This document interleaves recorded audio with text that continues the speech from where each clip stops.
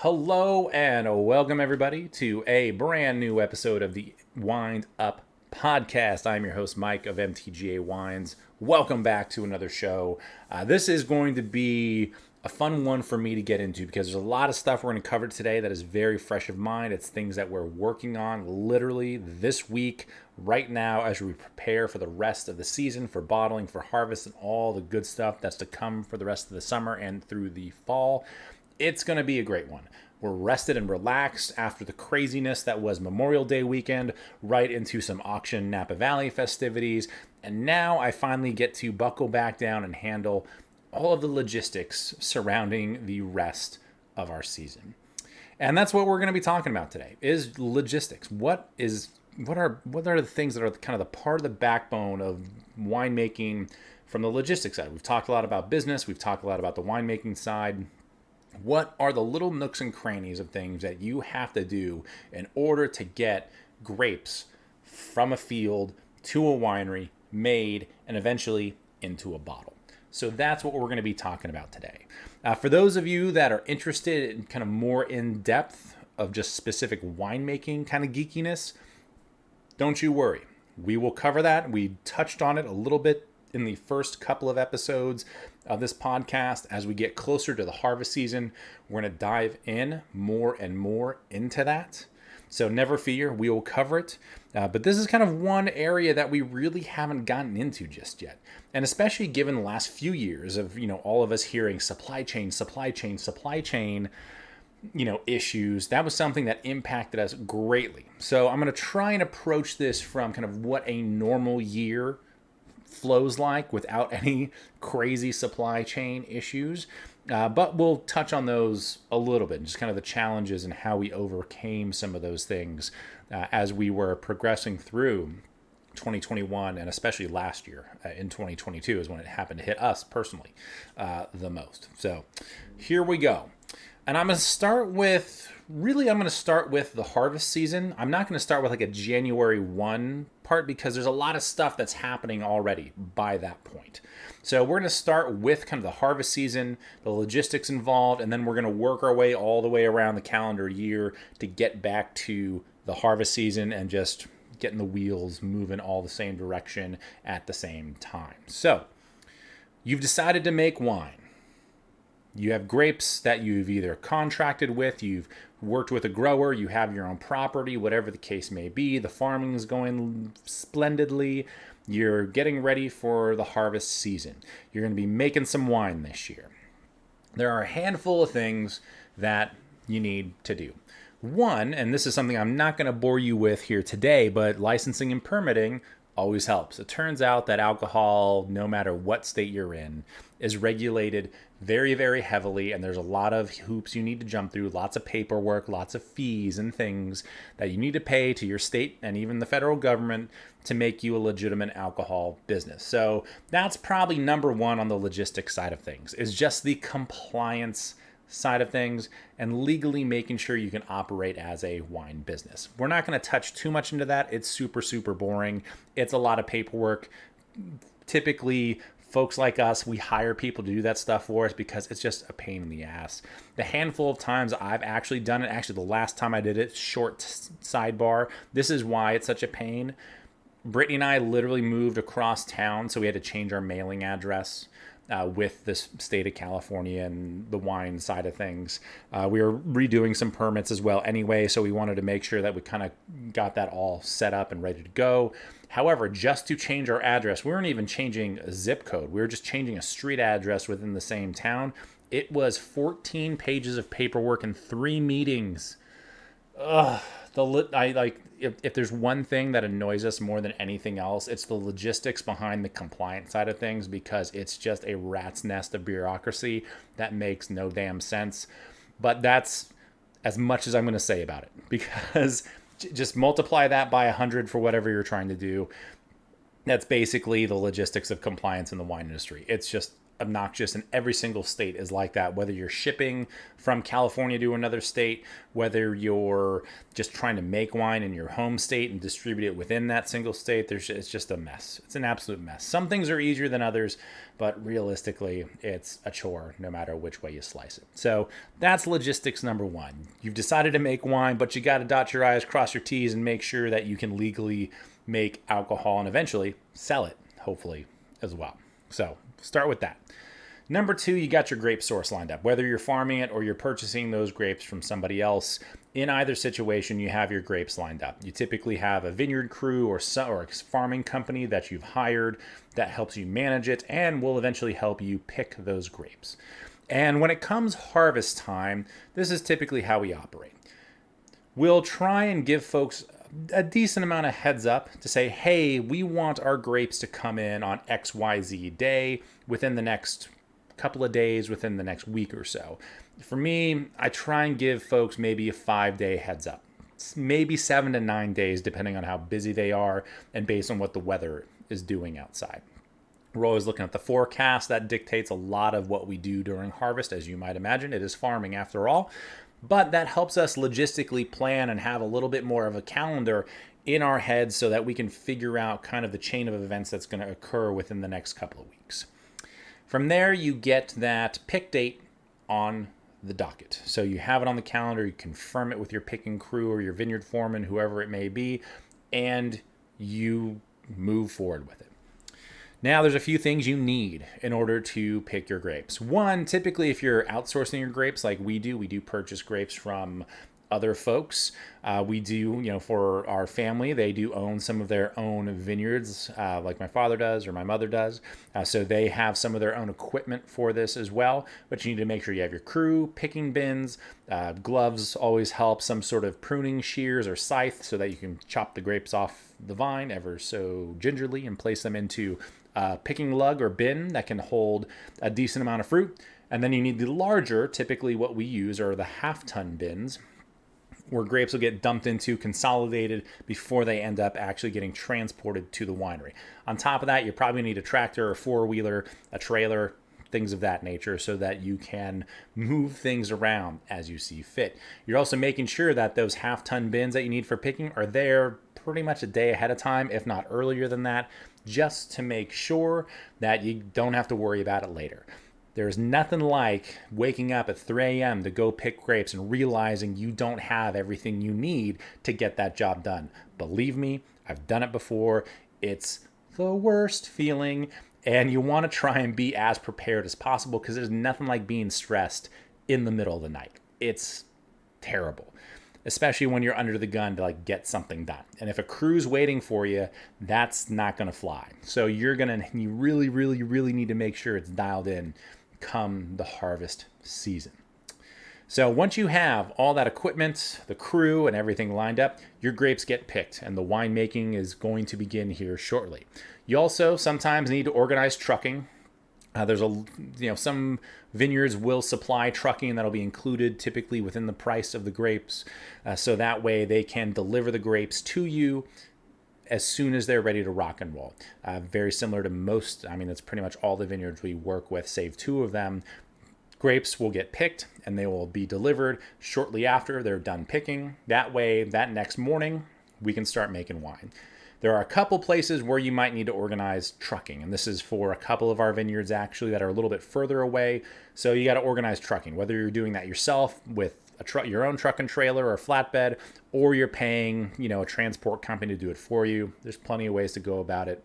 But obviously, there's a lot of moving parts, and you just got to make sure you got that scheduled correctly, and that you can get your fruit delivered on time. That tends to always be a challenge. People are always running late come harvest.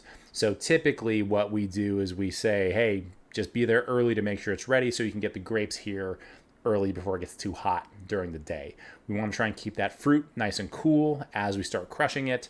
And if they're showing up at 1 o'clock in the afternoon on a 95-degree day, it's starting to degrade. I've seen it. I've seen fermentation start in the bins before we have a chance to actually do anything to the grapes. It's not a great situation. So mitigating that as best you can logistically by having your trucking and your schedule all lined up goes a very long way. Now the winemaking begins. You got all your winemaking equipment. You destem, you press, you crush grapes. They go into whatever fermentation vessel. You have to make sure you got, that all lined up between the facility you're working with, whether you're renting out a facility like we do, and you have to make sure you have space for what you're trying to do. If you have barrels that you're in need of, you got to make sure those are all delivered and ready to go and cleaned and ready to rock and roll. Just all kinds of little things. Cleanliness is the number one thing. We talk a lot about that when it comes to winemaking. It's basically 50% of our job is cleaning stuff. 40% of our job is probably logistics and fixing things to make sure they work. And then roughly 10% we actually get to make wine. That's pretty much how the wine industry works, as it turns out. It's the good stuff. Anyway, so you start making wine, you have all your fermentation vessels, everything kind of lined up. If you're using any new barrels whatsoever, you've ordered those far in advance because those are typically coming from other parts of the country or other parts of the world. In fact, when we're ordering our new barrels, we typically order them in March. That way they arrive by August. That's usually how it works for us. It's planned way in advance. In fact, there's a couple more barrels I need to purchase. I'm a little late to the game, but I'm already in contact with that barrel supplier and they have extras laying around. So I'm like, yes, one less thing I have to worry about. It's already taken care of. We got it all lined up. Every once in a while you get lucky like that. And sometimes, as we all know, it's better to be lucky than good every once in a while. And sometimes if you happen to miss something and you needed those couple extra barrels or you needed this and needed that and it just happens to work out, you're just like, dodge that bullet. It's like Neo in the Matrix. You're just leaning back and letting them those bullets pass you by. And it just works sometimes, every once in a while. Not all the time, but sometimes it absolutely does. So you start making wine. You get through the winemaking process. Everything is pressed off. It goes down into whatever, that wine goes into whatever vessel you're going to be aging it in, whether it's stainless steel, oak, concrete, you name it, insert vessel here. And the aging process begins into the fall months. Now, at this stage, at some point during harvest, and this is very common for many producers, including ourselves, is that right after the new year, typically by the end of February, we have a bottling run scheduled. So right as harvest is really ramping up, I'm also planning a bottling run, which means, in our case, and this is the case of many small producers, is that we don't have our own bottling line. We have to outsource that and bring that in so that we can actually bottle up our wine. Now, the schedules for those can vary quite a bit. So I always kind of err on the side of scheduling earlier, which is about 5 to 6 months out. And I say, hey, I call up my bottling line supplier, whom I luckily have worked with for years now. So I send them a quick note and I say, hey, what dates do you have available in this range? Let me know. We'll get something on the calendar. They send that back. I say, okay, and we move forward. From there are a few other things that we need to dial in. Number one, and probably most important, is the glass. And this is where the supply chain issues, particularly in the last couple of years, hit us really, really hard, was with ordering the bottles that we use to put our wine into. The corks were a little bit weird, but they were a little bit easier. That's typically something I can order not on a whim or on a dime, but as long as I'm within a couple of months, 3 months, I got everything pretty much lined up. I try and get that order in at least 3 months ahead of time if I can, to make sure they're just ready to go and I can just line it up and knock it down.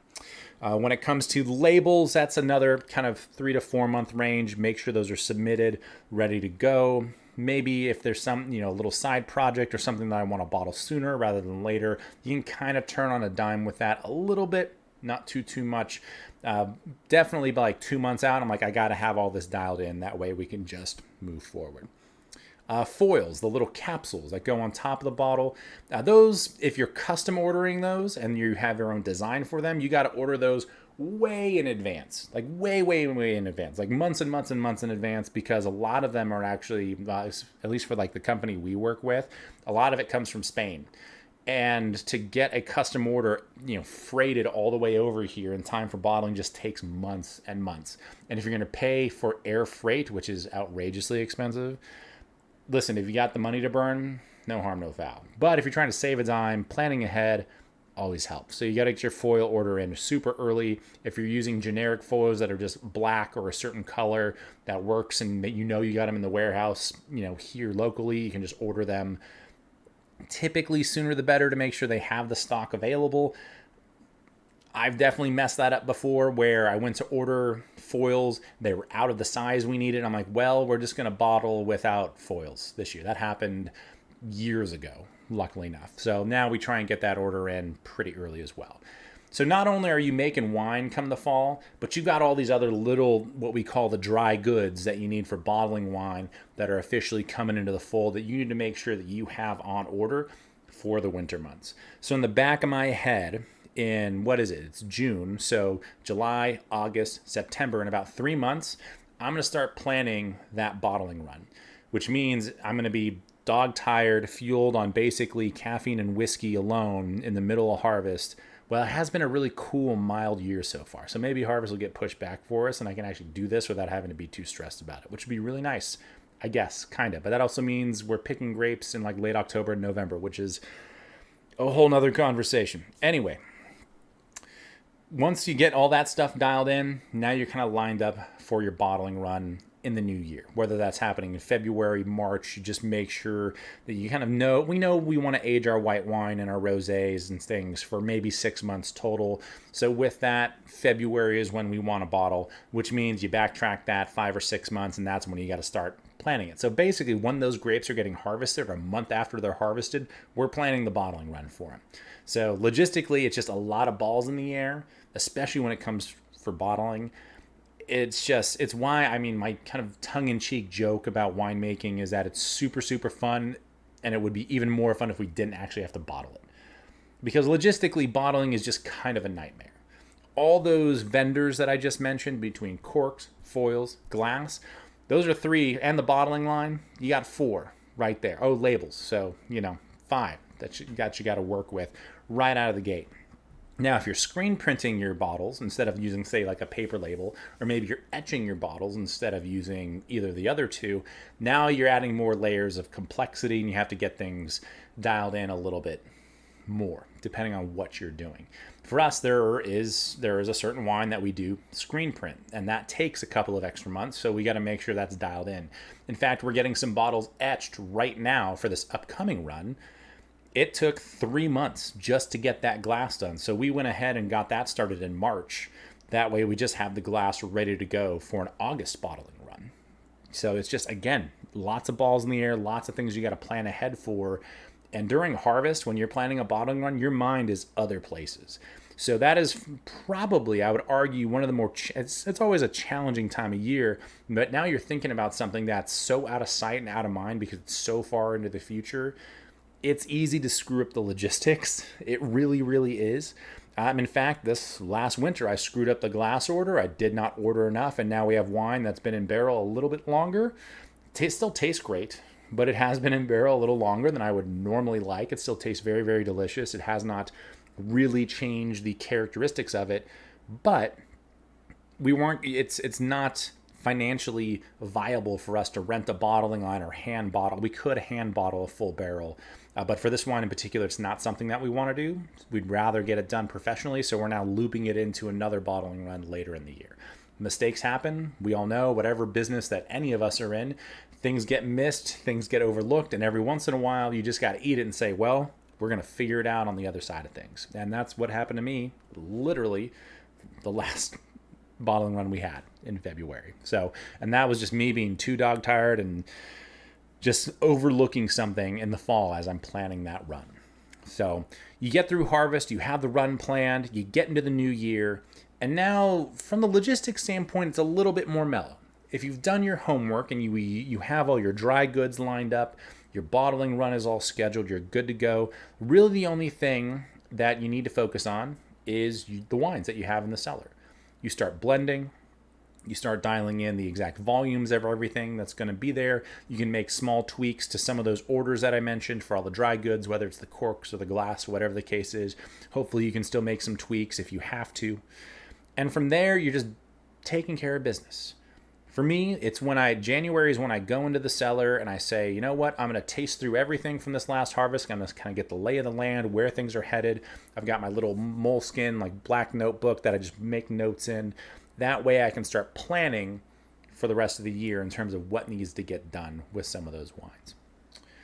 Once the bottling run comes up, maybe we're a month or so away from the bottling run. So let's say late January into, when late February is going to be the bottling run. So in late January, this is when I do one more taste of all the blends that I've put together to make sure they're where I want them to be. Because in about 2 weeks after that, so come mid-February, I'm going to be pulling all the wine that we're going to be bottling out of barrels, and it's going to go down to the winery into a tank so that we can homogenize that blend. Because if we're making, let's say, 4 barrels of rosé for Blair Payton, we have all those 4 barrels, and they're all very close, in terms of overall flavors and characteristics. But what we don't want to do is have one barrel be a little bit different, one barrel be a little bit the same, and then you get a couple bottles of the same wine that are different. So what we do is we pull the wine out of all those barrels, we put them into one larger vessel, in this case a stainless steel tank, and that way it blends the wine together. So this is, a day, maybe 2 days worth of work of just moving wine from smaller containers to a bigger container. That way that blend is consistent all the way across. If there's any filtering that needs to be done, we don't do a lot of filtering except for our white wine and rosé. Those are the only 2 things that we do filter. So between those two, or filter to a certain point. So that's something that we do schedule ahead of time. We have someone come out and help us filter our wine because it's a whole different piece of equipment. Very typically, it's a cross-flow filtration for those who want to know. We don't do a lot of plate and frame or we don't do any carbon filtering or anything like that. But crossflow is what we prefer. I find it's pretty soft and easy going on the wine. So you make sure that you have that scheduled and ready to go. And that's something that, interestingly enough, you have to schedule within a certain time frame. Because if you schedule it too early, your wine can still plug up some of the filters that go into the bottling line. So I typically try and make sure that the filtering happens maybe 3 days or so before bottling. That way it's done, it's in a good time frame, we can bottle and not have any issues. This was something that actually occurred this last February. For all of our friends that were there to help us out, you got to see me in one of my more stressed moments where there's a wine that wasn't ours. I had my stuff dialed in this February. I was very proud about it. But there was a wine that was not ours, that the filtration and apparently something else had kind of gummed up the works, and it felled one of the sterile filters that was going into the truck, literally busted it up. So it clogged up the bottling line. We had to stop, reset. We got going again after trying to troubleshoot it as best we could, and then it clogged up again. And it was like, well, we still have quite a bit of this wine left. Let's rinse everything out, get this out of the way, and we're just going to move on to the next wine. So if you're filtering or if you're fining your wine, you need to make sure it's done within a pretty specific time frame to make sure that your wine is actually ready for bottling, and things like that don't happen. That wastes an hour of time on a bottling run where we need every minute we can get, especially in a month like this last February where it's cold, it's pouring rain outside, and bottling's already stressful enough. This is just another layer of complexity and a problem that you don't need to be having necessarily. So this is why, logistics and what we're getting into today, that's one of those things that can, and I have seen happen on more than one occasion, and it's very preventable as long as you're on top of things. Now, there are moments where, say, a bottling line goes down because a piece of equipment breaks. Maybe someone messed up an order, or the right glass wasn't delivered, so you got to try and figure something out and reschedule the run. Things happen, and you need to adapt and overcome as best you can. But when it's day of and things are moving and something that was within your control, is what screws things up, that hurts. It hurts. It's like a dagger to the heart. It's so brutal. And I felt so bad because you want the run to go on without any issues whatsoever. But you clog up a couple of sterile filters. The bottling truck's like, listen, we're not doing this again. Let's bottle everything else. You guys are going to have to figure this out another time. Like I said, that issue in February was not any of our wines, so I was fine with it. No problem. It was a pain in the ass, but we got through it. It was no big deal. Now, once you have things bottled, oh, this is something I should mention. I completely forgot. I did mention that it was pouring buckets that day. This February, it was raining. And this is one of my favorite stories about bottling and some of like the little things that you just don't quite think about. When you're buying a wine off the shelf, this is nothing that any of you have ever considered, ever. It's only something you would see if you worked a bottling line and it was cold and potentially rainy outside. This is what happens. So luckily, the guys on the bottling truck, we're colleagues, we go back a long ways. We see each other a couple times a year and catch up and talk shop and talk shit and have a good time. This was a really particularly cold and rainy day. The guy, what we do as we're setting up for a bottling is we hand them a case of the glass that we're using. That way they can set up the truck so the bottles fit along the track and everything. So that the labels go on correctly, that the corks go in correctly. They do all kind of the QC on that end. We just make sure they have a case of our glass bottles so they can get it all set up to our kind of criteria that we have, right? He goes and he opens up a bottle or a case with the glass. He pulls out a bottle and wipes his finger across it. And I look at him and I go, oh no. And he goes, this is going to be a problem. And what he did was he wiped off condensation from the bottle. Think of like you left a glass of water in your car or something, or the inside of your windows of your car are all fogged up and you touch it with your hand, or it's you take a hot shower and you're rubbing down the mirror and just moisture's there, right? That's what was happening to the bottles. The problem in that particular situation is you have a paper label, in our case, that is in essence a sticker, right? That's going onto these glass bottles. If those glass bottles are moist enough, did I just say that? Moist enough, the labels won't stick and they'll just slide and fall off and be crooked and everything. It's a disaster waiting to happen because now you can't label your wine, which means you got to add a whole nother layer of logistics by getting it to your warehouse or storing it on site somewhere and then labeling it at another point. So we're going through this run and I realize I'm running around with a chicken with my head cut off on a bottling day. Especially we were bottling 10 wines in a single day. It was not the most fun I've had. Oh, it was such a pain in the ass. And at a certain point I go, wait, we got through the screen printed stuff. We're on the paper labels. Are the paper labels okay? So I run to the side of this. So I look in. I can see the bottles coming off the line. All the paper labels look good. And I go to the side of the truck and I get his attention. I'm like, hey, the paper labels. He's like, shut up. Shut the fuck up. This is like a pitcher going for a perfect game. You don't talk to him. You don't look at him. This shouldn't be happening. Just go with it. And I'm like, you're right. This never happened. And I just ran away. Because it was a recipe for disaster and somehow our paper labels stuck. Oh my gosh. If any of you have received, especially for our wine club members out there who have received our 2022 Pinot Gris, that was one of those wines. And that was the case that he pulled out. It was this slightly foggy glass. I'm like, oh no, we have this tall, skinny label. This is never going to work. And it worked. And the labels look good. If yours happens to be crooked, that's why, and I apologize.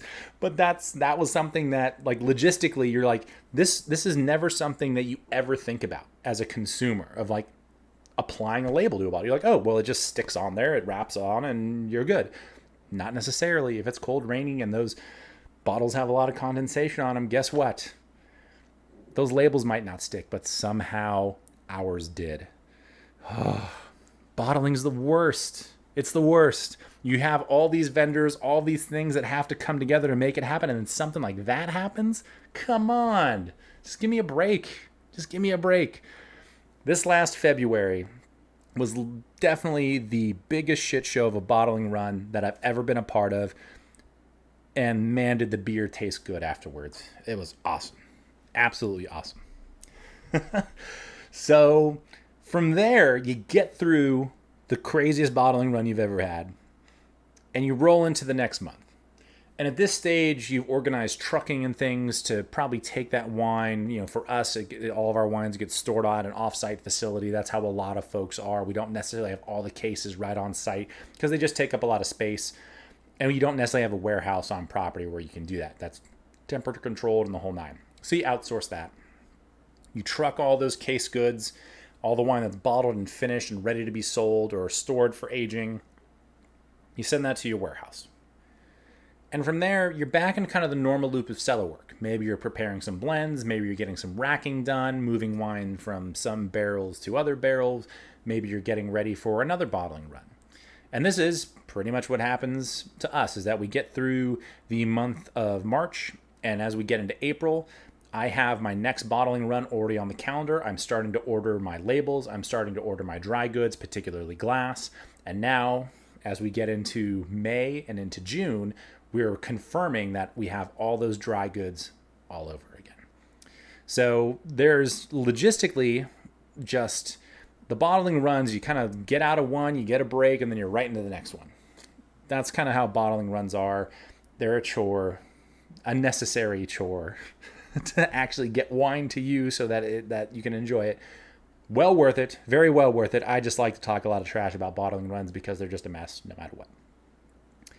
In between the early bottling run of the year and preparing for the next one, there are a couple of things that's happening. One is that we are talking to all of our grape growers before the growing season starts. We're making sure that we're contracted for certain vineyards. Maybe we're trying to shop around for new varieties or new vineyards to work with. We're getting all of our barrels ordered. There's a lot of just emails and phone calls and meetings going back and forth, back and forth, back and forth. That way you're all set up for the harvest season. Typically by the end of March, I have all of my grape contracts ready to go. I know what grapes I'm buying, how much of them I'm buying, and what price I'm going to be paying for them. I also have all of our barrels ordered. So, we buy maybe a third of our 50 barrels every year are new. So we got to make sure that those are all on order to hopefully arrive by August. Sometimes they show up late and you just got to do what you got to do.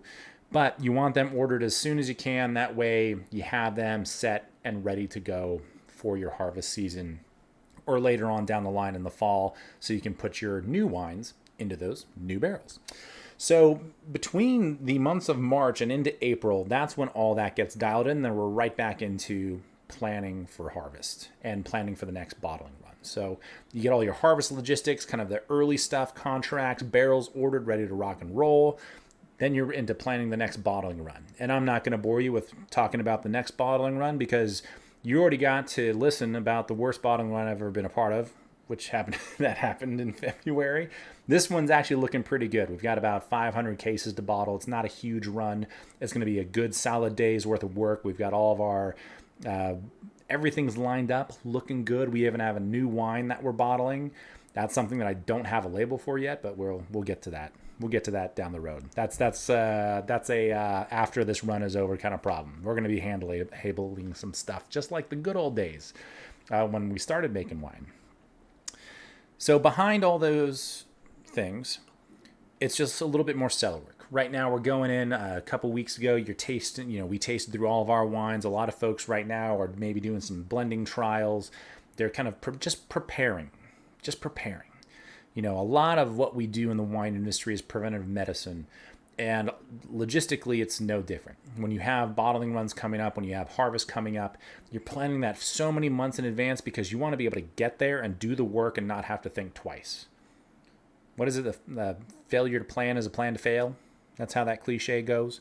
That's basically the wine industry in a nutshell, is you want to have things lined up to knock them down so that way, if something does go awry, you can troubleshoot it immediately, or hopefully nothing goes wrong.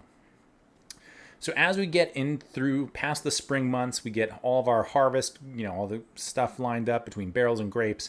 We get the next bottling run, all scheduled and ready to go. We're into the summer months. And this is the way I typically describe our summer, is when it comes to winemaking, it's just the calm before the storm. July is a great month. in the wine industry. At least I think it's a great month. You know, you have a bottling run kind of around the corner, but it's kind of your last ditch effort to get a quick getaway in, go camping, grab yourself a vacation, whatever the case may be. You get to lay low a little bit. Our bocce league here locally is in full swing, so we get to go play some bocce at least once a week, which is lovely. It's nice to have that as a kind of the local sport and like rec department, because you can hold a glass of wine and still play it. That's how we qualify our rec sports out here. If you can hold a glass of wine and play it, we're all in. If you can't do that, we're not really interested. That's how it works. So logistically, by the time you get to July, you're pretty much all set and ready to go. Hopefully there's no curveballs for you. But at that stage, again, it was all preventative medicine. It was things you were preparing for so that you could get to that next bottling run, execute it, and then as soon as that bottling run is done, guess what? Harvest is here. And that's really going to be the case for us. We have a bottling run scheduled for August 18th this year in 2023. Shortly thereafter, probably a week after that, is typically when our first round of grapes come in. Now, this is where the curveballs start to get thrown at you logistically by Mother Nature, because we've had a very wet, very cool winter. We've had a very mild spring thus far. Interestingly enough, from the whispers that I'm hearing from colleagues around the valley, is that folks are anywhere from 2 to 4 weeks behind where they have been in past years, which means things are actually going to probably be, interestingly enough, maybe a touch closer to what the historical average is, not necessarily the average for the last few years, but the historical average of when harvest has started for us, which again, you got to kind of keep the grand perspective of time, in mind. You can't just say the last 3 years have been the, standard, because there's a lot of years that came before that in terms of what Mother Nature was doing. But what that's going to mean for us is that we've been used to, harvesting the first round of grapes maybe in mid-August. That could get pushed back into early September, maybe second or third week of September, especially for our big reds. Those likely won't be coming in until maybe even early to mid-October, where normally most of our fruit is actually in probably by the end of September. So logistically, going back to where we started with the harvest side of things, when we're talking about working with our growers and the pick dates and how we're going to be transporting wine, or grapes to or from winery for processing, now we got to start keeping that in mind, that, hey, we got to make sure that we're checking in on the vineyards. We're driving out to them to see how things are progressing. That escalates, and you do that more frequently as the summer months go on. So very typically, I walk through our vineyards just here and there come the spring and summer months. By the time August comes around and things are starting to look like they're ripening up, late August into September, I'm in those vineyards at least once a week, if not twice or 3 times, depending on what the weather is doing. That way, when it's time to call that pick and we need to get that crew ready to go and give them that 5 or 7 day heads up, we're ready to go. And we know exactly what we're looking for. We're looking at, basically every winemaker has 3 different weather apps that they look at to try and get an amalgamation of what's actually going to happen. And from there, we can schedule that pick and run with it. Hopefully, Mother Nature doesn't throw another extended heat spike at us like she did last year. Hopefully, it doesn't rain after said heat spike like it did last year. Hopefully, we don't get early rain and a cold, wet harvest like we did in 2011. Hopefully, we don't get fires like we did in 2020 or 2017. There's a lot of what ifs, a lot of hopefullys going on right now. And this is where logistics play such a huge role in winemaking, is, again, if you focused on them, you've gotten your preventative medicine in place, and you know what you need to do to get your job done, everything's lined up, all you got to do is start to knock it down, you can turn on a dime and make those adjustments. You can. But if you're not on the ball, and if you're bad at your job, you end up a creek without a paddle really, really fast. And every year, there's some folks where that happens, where they just weren't prepared. And it's tough to see. It's really tough to see sometimes. You have exceptions, of course, where, Mother Nature throws 5 days of 115 plus degree heat at you. man, there's not a lot you can do about that other than call your pick and try and do the best you can with what you got, or wait through the heat if you got enough water to wait through the heat. That was the big thing that happened to us last year.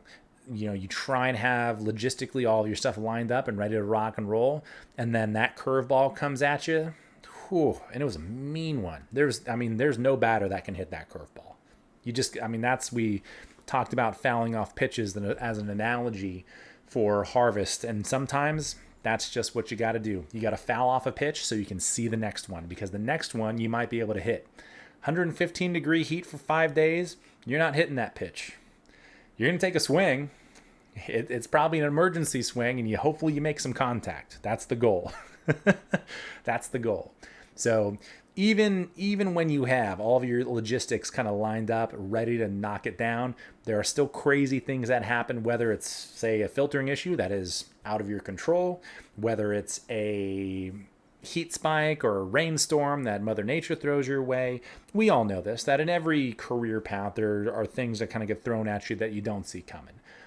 But if you've prepared properly, you can handle it. And you move forward and you get through the craziness, even though it was a trial and a tribulation, right? That's how it works. So logistics in the wine industry, it might seem like grapes are harvested, they're crushed and fermented into wine, the cherubs flutter down, they bless the wine and they flutter off.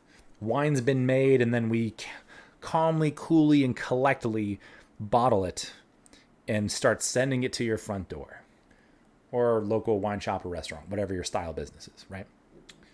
That is simply the tip of the iceberg. That is the tip of the iceberg. And it's funny. It's very, very funny when, and many of you have said this, I know who listens to this, many of you and many more have said this, that it would be so cool to come out and work harvest and see it all happen. It's a ton of fun. It's an outrageous amount of work. And bottling is no different than that. It's not just harvest. The bottling runs are a chore to even begin with, right? And it is a good, solid, hard day's work. You're going to earn it for sure. And I tell people, I'm like, and this is what I tell people, is like, if you really wanted to work in the wine industry, number one, you're probably not going to do it for me, not because I don't like you, but because I do like you, and I don't want you to hate me by the end of it. Because I try not to be an asshole during harvest, but I wouldn't call it a short fuse, but not a lot of patience. And it's like, we got to line up. We got to go. We got to get it done. Stop asking questions. We're just working now. We're just working now. That's how I operate during harvest. I show up to the winery early in the morning. I got my cup of coffee. I look at my whiteboard and see what I got to get done that day. And I go, all right, let's just get it done. Just get it done. You work your 20 hours, then you catch a couple, and then you go pick grapes the next day and you just keep it rolling. And that's where the logistics of harvest and having them dialed in really helps, because you're going to be working crazy hours, and you're just going to you need to be able to line it up to knock it down. You need to be able to line it up to knock it down. And that way, if something does go awry, you can make a quick gut decision and move forward. Keep moving forward. There's one way, and that is forward when it comes to the wine industry. That's for sure. Thank you so much, as always, for tuning in. I hope that shedded a little bit of light into kind of the background of what's happening outside of just the winemaking and the events and the sales and kind of all the other stuff, the business that we've talked about. There's a lot of little things that you have to think about when it comes to just movement of wine from point A to point B, cases of wine to point A to point B, making sure you're getting your wine bottled on time, making sure you have barrels ready for harvest, so on and so forth. There's so many little moving parts, and it's kind of the nice thing about the wine industry, especially as a small wine label. You get to wear pretty much all of those hats, if not quite a few of them, and it allows you to do something a little bit different every single day. Some of it, let's be honest, scheduling bottling runs and making sure that stuff's going to get delivered on a specific day is not necessarily the most fun. But there are other things like getting your barrels lined in, talking to your grape growers and figuring out how harvest is looking, and figuring out kind of your I don't know, strategy for the year. That's some pretty fun stuff. And you also get the plan for some of your little R&D projects and wines that have yet to be named and so on and so forth. So there's a lot of fun to be had amongst the logistics side of things when it comes to producing a wine. And maybe we'll dive into the licensing and compliance stuff and even the distribution side of things, but those we're going to save for another day. So be sure to rate, review. If you have any questions or comments, please leave them in the comments section, or you can head to our website, mtgawines.com. There's a little form at the bottom of the homepage there where you can submit questions. At the end of every month, just a reminder, we do have our monthly Q&A. So if you want your question submitted to be answered, please make sure you do that. It's been great to see folks continuing to download the podcast and share it with their friends. So please continue sharing it with folks who are wine inclined, or maybe just want to know a little bit more about kind of the ins and outs of the wine business. As always, thank you so much for tuning in. It has been a great logistical episode with you all. We'll catch you next week.